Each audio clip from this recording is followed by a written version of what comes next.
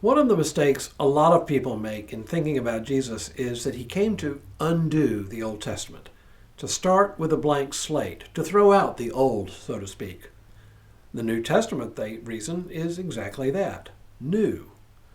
But as any credible theologian or Bible scholar will tell you, the New Testament is practically unintelligible apart from the Old. But what does Jesus say about all this? Hello, I'm Stuart Baskin, pastor of First Presbyterian Church of Tyler, Texas. And this is your daily devotional for Monday, January 5th, 2026. Kind of as an aside, there are a couple of different ways of reckoning the 12 days of Christmas. One school of thought is that Christmastide begins not on December 25th, but on December 26th, and thus Christmas includes the Epiphany on January 6th. The other school of thought, the one to which I subscribe, is that the season of Christmas begins on Christmas Day and ends on the day before Epiphany. In other words, today, January 5th, is the last day of Christmastide. During much of this Christmas season, I've been talking about the mystery of the Incarnation by asking the question, why did Jesus come among us? Why did God send a Son in the first place? And I'm turning to Jesus in his own words to tell us some of the reasons why. So far, we've seen Jesus tell several different reasons why he came. To proclaim the message that the kingdom of heaven is near, to offer life abundant, to bring a moment of crisis and choice into the life of the world, and to bring both judgment and salvation to the world. Now, in one of his more provocative statements, he dispels any notion that what he is doing is anything new or that he has come to disrupt anything or throw anything out. It happens in the midst of what we know as the Sermon on the Mount, a lengthy discourse by Jesus early in the Gospel of Matthew. The most famous part of that sermon, of course, is the Beatitudes. But it is this brief snippet that I want to focus on today. We read, "Do not think that I have come to abolish the law or the prophets. I have not come to abolish, but to fulfill. For truly I tell you, until heaven and earth pass away, not one letter, not one stroke of a letter will pass from the law until all is accomplished." Well, first things first here.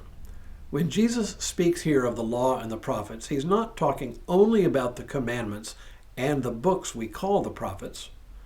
By the law, he would have meant the Torah, the first 5 books of the Old Testament, sometimes called the Pentateuch, Genesis, Exodus, Leviticus, Numbers, Deuteronomy. And by the prophets, he would have meant the books in the Hebrew Bible called the Nevi'im. They include not only those books that we think of as the prophets, Isaiah, Jeremiah, Ezekiel, and so on, but some books we think of as history, Joshua, Judges, 1st and 2nd Samuel, 1st and 2nd Kings. So, why is this important, and what does it mean?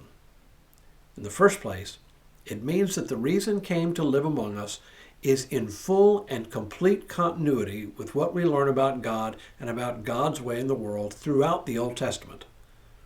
This is the most broad brushstroke way to put it. His reason for coming doesn't amount to a sort of mid-course correction on God's part, as some apparently believe. And I think this is profoundly true. One of the things we learn early on and throughout Genesis is that God's purpose all along was for the full inclusion of all the families of the earth. So instead of being sort of a plan B, Jesus is the one through whom this very early promise is actually fulfilled.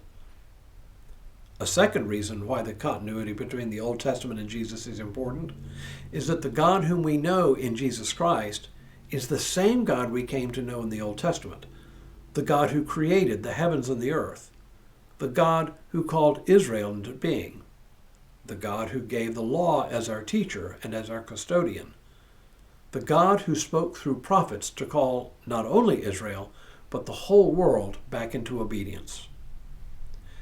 When I was growing up, I frequently heard people say that they didn't like the God of the Old Testament. Too angry, too violent, too arbitrary, too whatever. But to reject the God of the Old Testament is to reject Jesus as well.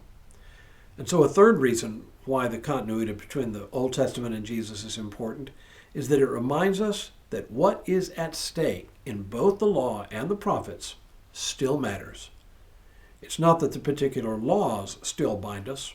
Almost no one would argue, for example, that we are still bound to the dietary laws or laws related to sacrifice. But the law is much more than that. It is about guiding us into lives of faithful and grateful obedience to our Creator God. And the prophets remind us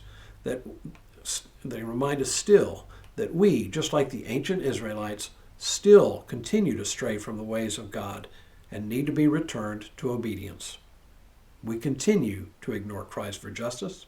We continue to substitute our own wants and values for God. We continue to practice ever new forms of idolatry, and we need to hear the prophets in our own time. Jesus didn't come to void the law and the prophets. He didn't come to void the Old Testament. He came to fulfill them, to remind us that they and the entire Old Testament continue to matter even now. Tomorrow, let's talk about the Epiphany. But for now, may God continue to bless you and keep you in all that you do this day and in all the days ahead.